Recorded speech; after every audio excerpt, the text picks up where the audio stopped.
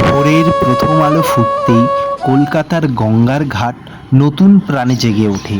গঙ্গার শান্ত জলে সূর্যের সোনালি আভা, শঙ্খধ্বনি, ঘণ্টার শব্দ আর মানুষের প্রার্থনার সুর মিলিয়ে সৃষ্টি হয় এক অপূর্ব পরিবেশ।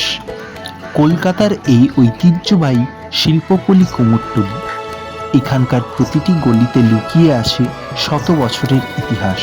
কিন্তু এই ইতিহাসের প্রকৃত নায়ক হলেন মৃৎশিল্পীরা। এই পবিত্র সকাল থেকেই শুরু হয় কুমোরটুলির মৃৎশিল্পীদের নতুন কর্মযাত্রা। তাদের হাতে সাধারণ মাটি হয়ে ওঠে অসাধারণ শিল্পকর্মে। মৃৎশিল্পীর প্রথম সৃষ্টি হল কাঠামো, বাঁশ, খড় ও দড়ি সমন্বয়ে ধীরে ধীরে ফুটে ওঠে প্রতিমার শরীর।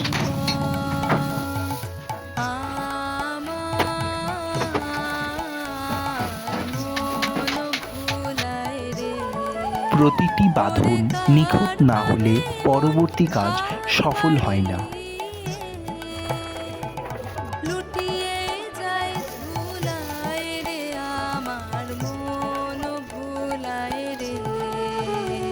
প্রত্যেকটি আটি ছাড়ানো ঘর একত্রিত করে সেটি শক্তপোক্ত করে একটি কাঠামো তৈরি করা হয়।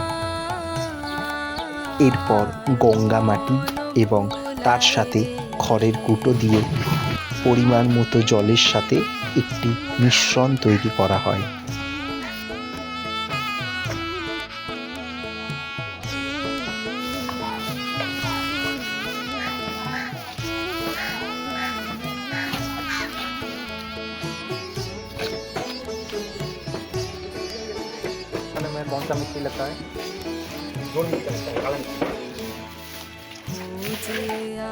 এরপর শুরু হয় মাটি বসানোর কাজ।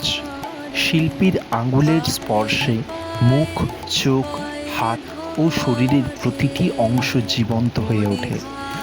বছরের পর বছর অনুশীলন একজন শিল্পীকে এই দক্ষতা এনে দেয়।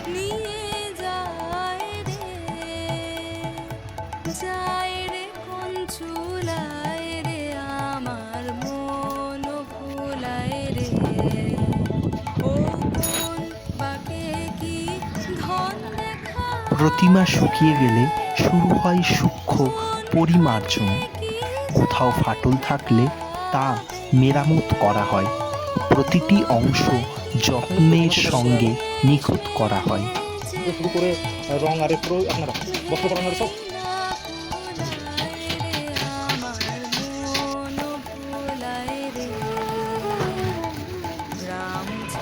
তাও দুর্গাপুজোর কতদিন আগে দেয়?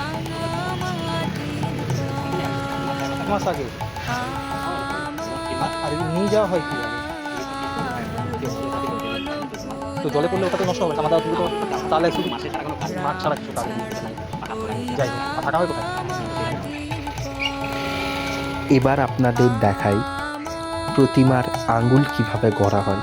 ইনি এইদিকে ছোট প্রতিমার আঙ্গুল গড়ছেন আর ইনি এইদিকে বড় প্রতিমার আঙ্গুল গড়ছেন।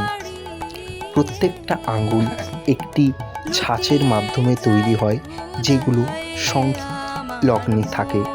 আর ইনি এইদিকে প্রত্যেকটা আঙ্গুলের একটি করে আঙ্গুল গড়ছেন।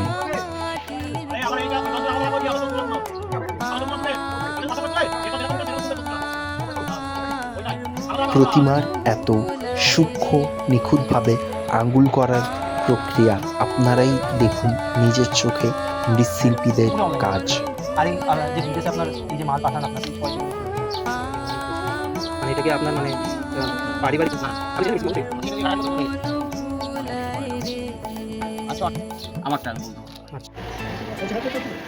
ছাঁচের থেকে তুলে নেওয়ার পর শিল্পীর হাতে মুখশ্রীর একটি গঠনের আকার দেওয়া হচ্ছে।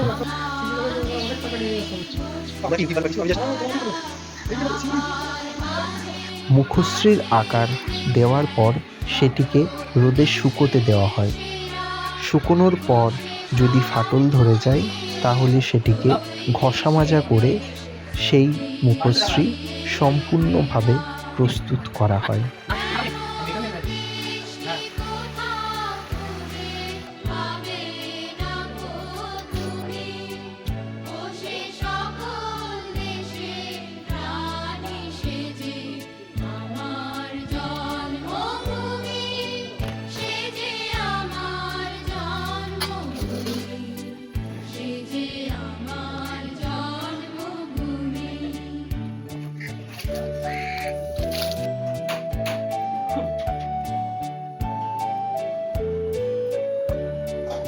এরপর ঠিকমতো শুকোতে আবারও রোদে দেওয়া হয় শুকোতে।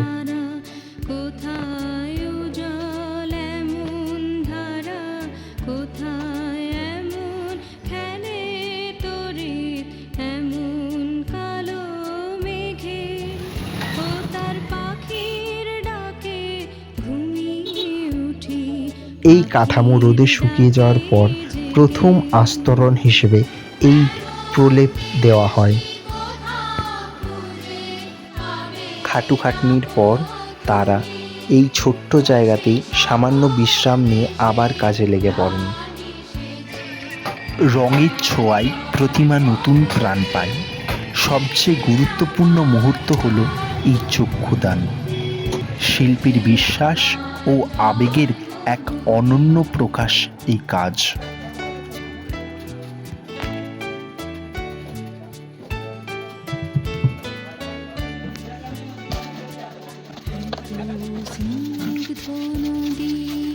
প্রত্যেক প্রতিমাতে রঙের আস্তরণ পড়ার পর এক আলাদা মাত্রায় সৌন্দর্য এনে দেয়।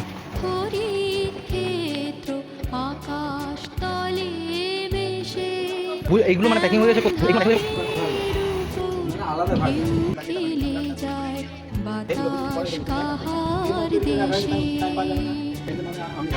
এটা আপনি করেছেন? আচ্ছা ভাই, এটা তো তাহলে জল নষ্ট হবে না।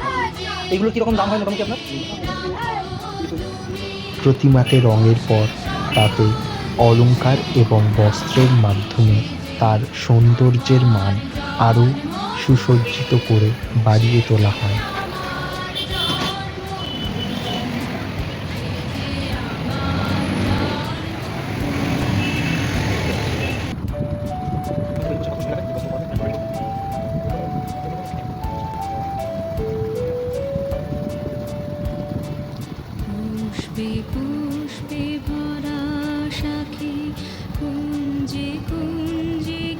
একটি প্রতিমা শুধু মাটি নয়, এটি একজন শিল্পীর স্বপ্ন, শ্রম ও জীবনের প্রতিচ্ছবি। কুমোরটুলির মৃৎশিল্পীরা আমাদের সংস্কৃতি ও ঐতিহ্যের গুরুত্বপূর্ণ ধারক। তাদের হাতেই মাটি পায় নতুন জীবন। এরপর আমরা জেনে নিই প্রতিমার সাজসজ্জার ব্যাপারে কিছু কথা। এগুলিকে বলা হয় ডাকের সাজ। আপনার বয়স কত হলো? হ্যাঁ, এই পেশায় যুক্ত আছেন কত বছর? হ্যাঁ, ছোট থেকে। এটা কি পারিবারিক ব্যবসা না আপনি নিজে? তো যে পরিশ্রম করেন, খাটতে ঠিক মতো পারিশ্রমিক পান, এটাই খুশি?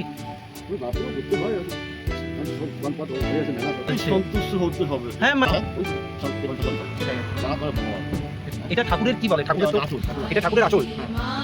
এই পেশায় পুরুষদের সাথে সাথে কাঁধে কাঁধ মিলিয়ে মহিলারাও কিন্তু পিছিয়ে থাকেনি।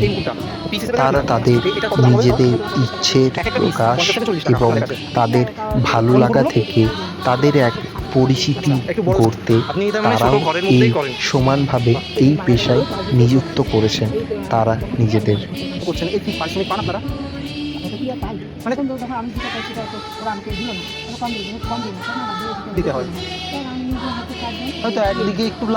আমরা কুমোরটুলির মৃৎশিল্পীদের কাছ থেকে তাদের জীবনযাপন এবং কুমোরটুলি সম্পর্কিত কিছু ইতিহাস জেনে নিই। এটা আপনাদের বাড়ি? আর ঠাকুমা আপনিও তাই কাজ? সকাল থেকে ভিড় হয়?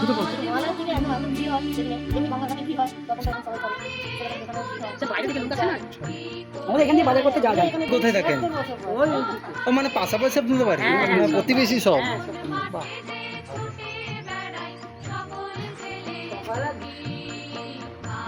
মাটির সৃষ্টি আবার মাটিতেই ফিরে যায়, কিন্তু একজন মৃৎশিল্পীর শিল্প কখনোও হারিয়ে যায় না। কুমোরটুলির প্রতিটি কর্মশালা আমাদের মনে করিয়ে দেয় পরিশ্রম, ঐতিহ্য ও সৃজনশীলতার কোনো বিকল্প হয় না। মানে ওনারাই আসতেন, ওনারাই বাইনা দিয়ে অর্ডার দিতেন। এটার এই সময়টাও কিরকম দাম আপনাদের পারিশ্রমিক? হ্যাঁ, 10-15। আগের দিনে কি রকম ছিল এটা? এই একই জিনিস 8,000-7,000 ছিল। মানে আপনি বলতেছেন অর্ধেক দামে আগেকার। মানে মাটিতেই লেগে আছে, লেগে আছে না, বলি দিয়েছি মাটির কাছে কাউকে দিই না। ওদের ইচ্ছে হয়েছে। ওরা আসে জানে মায়ের কাছে গেলে এ হবে কারিগরি কুমোরটুলির মৃৎশিল্পীরা শুধু প্রতিমা নির্মাতা নন, ছিল মেন কথা। তারা আমাদের সংস্কৃতি, ঐতিহ্য ও সৃজনশীলতার অন্যতম ধারক। তাদের দক্ষ হাতের স্পর্শে প্রাণ পায় নিছক মাটি, ওদের মেয়েদের বিয়ে যা হয়ে ওঠে শিল্পের অনন্য নিদর্শন। নানা প্রতিকূলতার মধ্যেও তারা নিষ্ঠা ও ভালোবাসা দিয়ে এই শিল্পকে বাঁচিয়ে রেখেছেন। এই ঐতিহ্যকে সংরক্ষণ করা এবং আগামী প্রজন্মের কাছে পৌঁছে দেওয়া আমাদের সকলের দায়িত্ব। কুমোরটুলির মৃৎশিল্পীদের প্রতি রইল গভীর শ্রদ্ধা ও কৃতজ্ঞতা। ধন্যবাদ। সেখানে বিয়ে হওয়ার পর মানে আপনিও কাজ করেন এখানে, তো কিভাবে শুরু হয়েছিল আপনার? আমাদের হাজব্যান্ড ছিলেন, উনি শেখাতেন আমাদের। আমার শাশুড়ি ছিল, দিদি শাশুড়ি ছিল, সব শেখ